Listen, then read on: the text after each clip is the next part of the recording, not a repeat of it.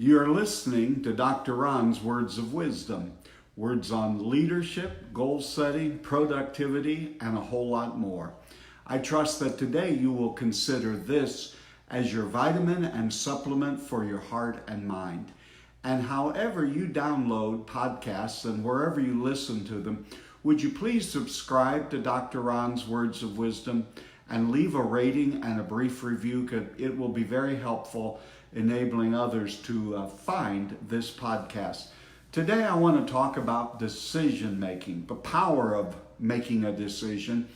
Could even call it decision making 101. You've all heard the quotes over the years that we all are the sum of the decisions that we've made. Think of when you make a decision, you are also making lots of other decisions by default. For instance, when I proposed and asked my present wife to marry me, that meant I wouldn't marry anyone else. When I finally narrowed down the college that I was going to go to, I was set to go to a state college in my state, and felt checked and ended up going to Olivet Nazarene University.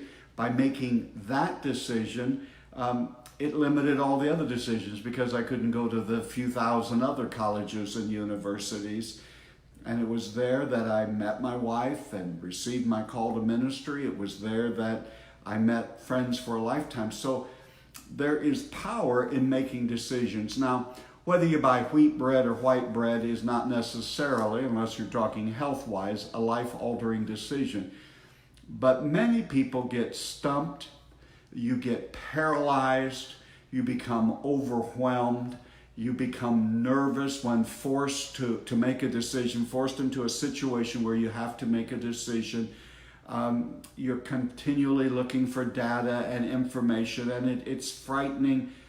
And some people just resist and put off, or you let default make the decision for you, or in essence, you let others make decisions. There was a time in my life when I was asked to do some things that I felt were a bit beyond my ability, that I was quite nervous. And I just procrastinated and put it off until one of the projects was actually taken away from me because I was just paralyzed with, how do I do this? How do I make this decision? And how do I carry it out? So let's just call this episode of Dr. Ron's Words of Wisdom Decision Making 101. I want to give you 9 things that you should do when you are facing making a decision. And probably let's limit that down to that we're making a pretty important decision.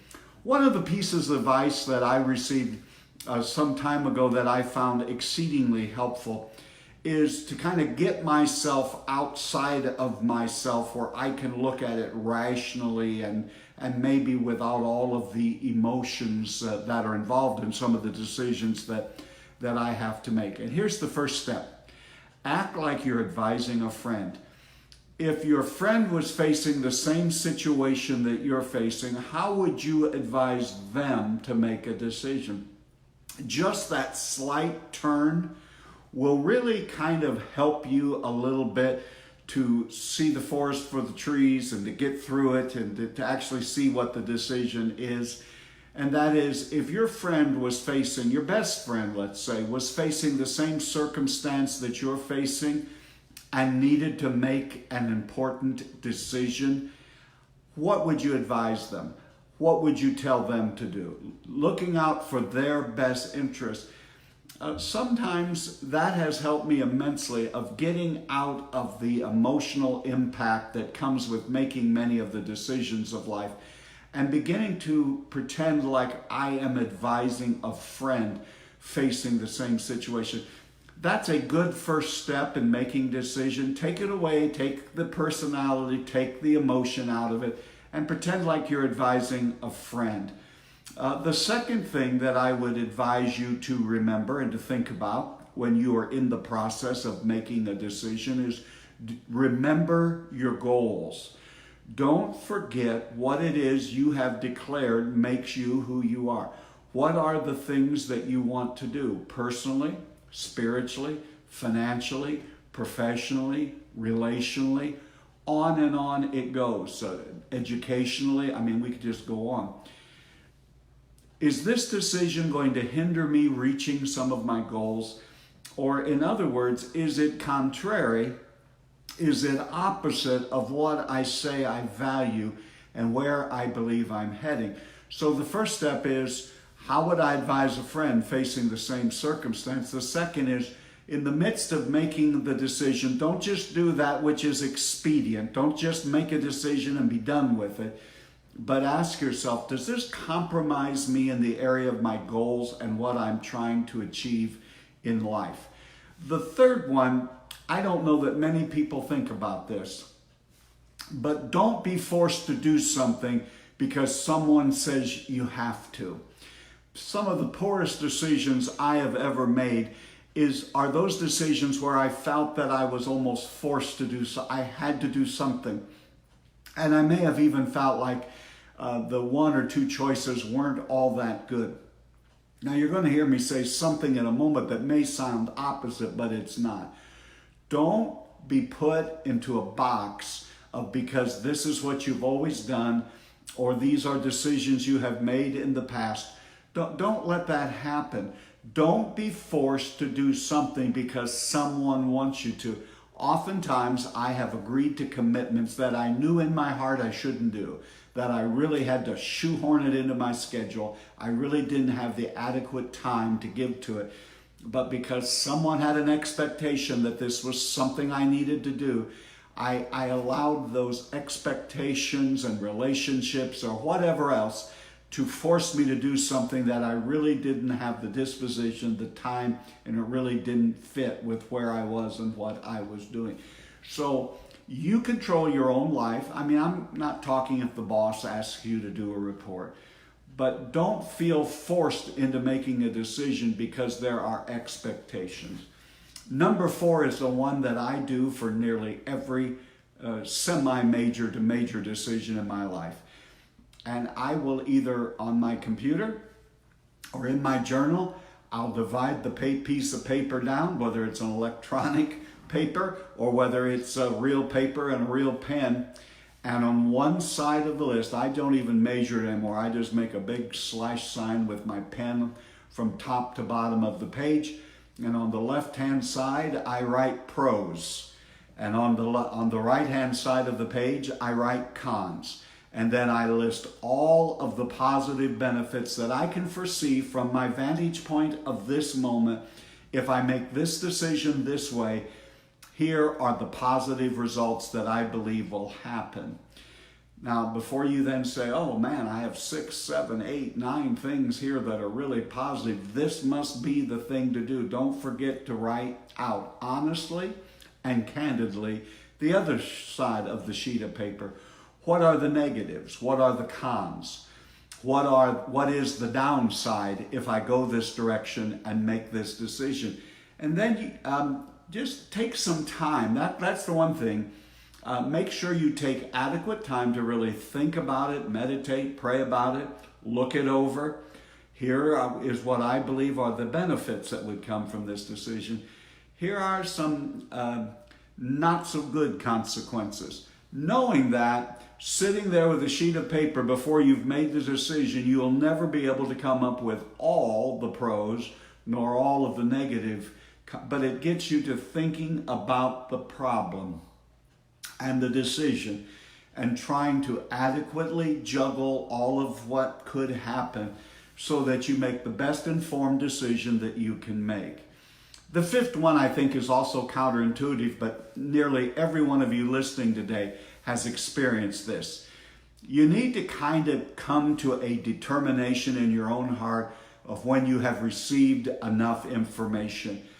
I'm really a big believer in gathering all of the information, talking to whoever you need to talk to, reading a report, finding the information, what happened when other people made a particular decision, what was some of the fallout. I'm all for gathering. That's an important part of making a decision, to have an adequate and to have enough information. But because of the plethora of information that's out there and the articles that you can begin to read on the internet will run forever, you have to have a point of where you know, I have received enough information. My problem now is not that I don't have adequate information. My problem is I have to process this information, weigh the pros and cons, and do a few other things and make the decision. One of the first ways that I know when I've received enough information, I kind of get on a mental overload. Okay, I have enough information, and you'll especially become cognizant of that when things that you're reading or people you're listening to are repeating some of the same things. When people are consistently repeating some of the same things, then you know that you have received enough information. If you don't put a limit on that or get to a place where you know where that is for you, and that's a hard one for someone else to tell you where that is, because if you don't, it leads into procrastination and paralysis, and to the point that you don't ever get to making a very wise decision. So know when you've received enough information. Another one that's really been helpful to me, because by this part in the process, I'm 95% sure of what my decision's going to be. I mean, I've tried to treat it like I'm advising a friend. I've tried to keep my goals in mind. I've tried not to let others, by their expectations, force me. I've looked at the pros and the cons. I have received the upside, the downside. I have now collected enough information to the point that if I go any longer, I'll be on information overload. And so let's say this is what I'm determining to do. The next one is I spend a few moments as a contrarian.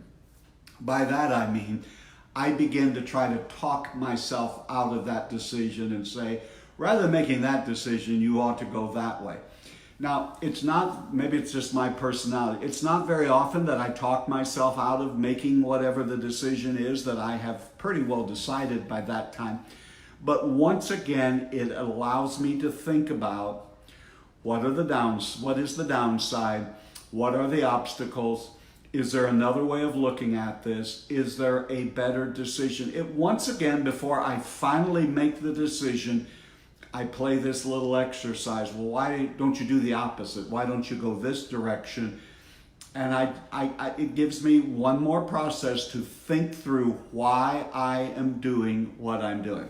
The next thing, number 7, in the 9 steps that I take to make a decision, is give yourself the time.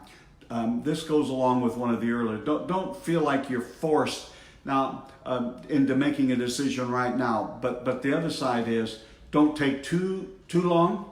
But you do need, especially if it's a major and even semi-major decision, you need to give adequate time for thought, prayer, meditation, rumination, gathering of information, thinking your way through, and coming to what you believe is the best decision. So give yourself time. Don't just force yourself to make a snap decision. But 7 and 8 are really twins, bookends, if you will. Because the 8th thing that I do in making a decision is I set a deadline. Now, oftentimes, when you and I have to make a decision about something, it comes with a deadline. Your boss will say, I need this decided. I need to know what you're going to do by a week from Friday. That happens. But there are other times that there are projects and decisions you have to make that don't have a hard deadline. And what I say to you from my own personal experiences, set yourself a deadline, because if not, it will evolve or devolve rather into procrastination, and you'll become consumed with fear of making a decision. So even if it's artificial, even if it's made up in your own mind and heart, set a deadline when you're going through this of, by this time, next Thursday, I am going to make a decision. That sort of forces you into gathering the information, listing the pros and cons, pretend like you're advising a friend who's going through the same situation. Don't just go into something open-ended that someday I'll make a decision. Remember, I've told you on more than one occasion, someday is not on the calendar. That's why it never comes. Set yourself a deadline. And the 9th thing that I'm going to say about decision making is when you've gathered the facts, you've done the pros and cons, you've done all of that you need to do, make up your mind to do something. It's not really a decision, just gathering information, just going through, checking it out with your goals, looking at it from a contrarian's way, setting a deadline. All of those things are wonderful. They are part of a decision, but it does not become a decision until you actually act upon it, do something. The point of a decision is not just making a decision, it's to take action. People aren't interested in your decisions, they're interested in your actions. And so decisions are made because we need to do something. You've been listening to Dr. Ron's Words of Wisdom, words on leadership, goal setting, productivity, and a whole lot more. I hope today this has been a vitamin or a supplement for your heart and mind. And wherever you receive podcasts, would you please subscribe to Dr. Ron's Words of Wisdom and leave a rating and a brief written review would be so helpful, and spread the word with all of your friends and neighbors. This is Dr. Ron saying to you today, be a decision maker. Gather the information, advise your friend, remember your goals, look at it from all angles, set a deadline, but most importantly, do something. Until next time, this is Dr. Ron saying, leader, you're doing better than you think you are. Have a great and blessed day.